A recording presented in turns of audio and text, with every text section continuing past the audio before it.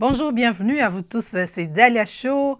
Dalia Show qui est là pour vous donner des astuces, des idées et pour vous aider à devenir la meilleure version de vous-même.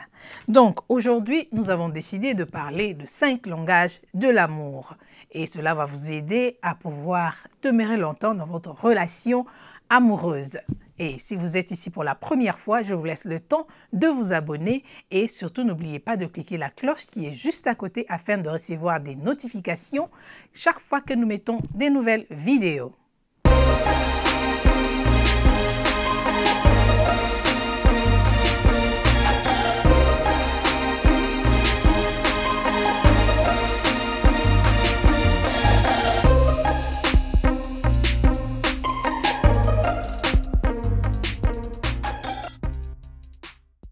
Nous allons parler des 5 langages de l'amour et le premier langage, voilà, le numéro 1, les paroles d'encouragement. Les paroles d'encouragement sont des paroles positives, des paroles de compliments.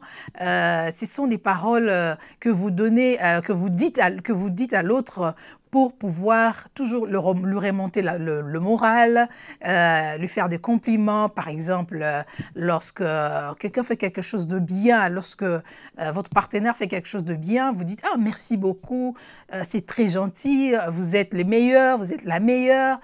Hein, vous voyez ces genres de paroles, certaines personnes aiment ça, ce sont des preuves d'amour pour elles. Donc, si vous êtes en face d'une personne qui aime les paroles d'encouragement, donc c'est son langage de l'amour et c'est ce qu'il faut utiliser et vous allez voir que vous allez beaucoup vous entendre et vous allez passer de bons moments et rester longtemps ensemble. Numéro 2, rendre service ou aider. Donc, il y a des personnes pour qu'elles se sentent aimées, elles aiment qu'on puisse les aider. Par exemple, certaines femmes aimeraient que leur mari ou bien leur partenaire puisse les aider à la cuisine ou à faire le ménage.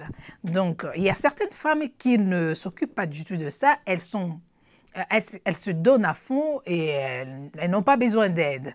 Donc, elle peut comme ça se lever très tôt le matin et commencer à travailler sans pour autant se plaindre.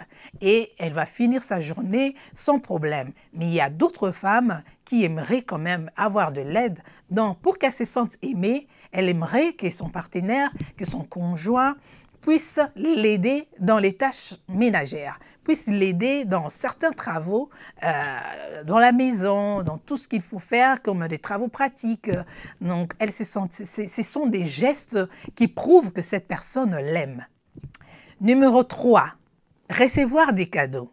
C'est un autre langage. Certaines personnes aiment qu'on puisse leur apporter des petits cadeaux, par-ci, par-là, une fleur. Donc, lui donner quand même quelque chose, que ce soit le week-end ou en début de semaine, c'est pour elle une preuve d'amour, une preuve que cette personne tient à moi, une preuve que cette personne m'aime, une preuve que cette personne pense à moi. Parce que le fait que la personne était à l'extérieur et lui a acheté, lui a emmené quelque chose, que ce soit un bonbon, un petit biscuit, un chocolat, pour elle, c'est un signe d'amour puisque la personne était dehors à l'extérieur, entourée de beaucoup de gens, occupée à faire autre chose, mais à penser à elle en lui achetant quelque chose, en lui apportant un cadeau.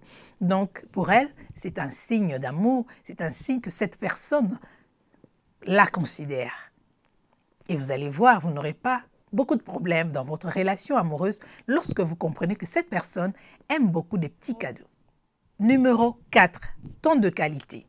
Il y a des personnes qui ne s'occupent pas de cadeaux, qui ne tiennent pas compte des services, qui ne tiennent pas compte des compliments ou des paroles d'encouragement, mais plutôt du temps, de la qualité du temps que vous passez ensemble.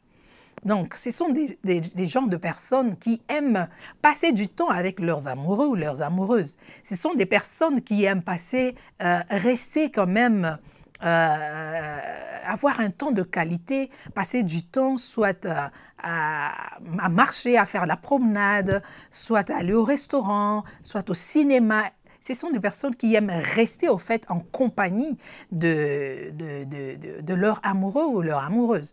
Donc, si vous êtes en face d'une telle personne, faites très attention le temps que vous passez ensemble. Ça doit être un moment de qualité et ça peut être même 1 heure, mais c'est un temps de qualité où vous partagez, vous parlez, vous conversez, vous riez, et vous blaguez, vous passez du temps ensemble.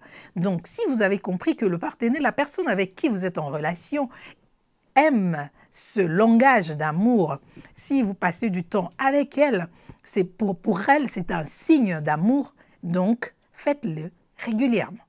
Numéro 5, contact physique.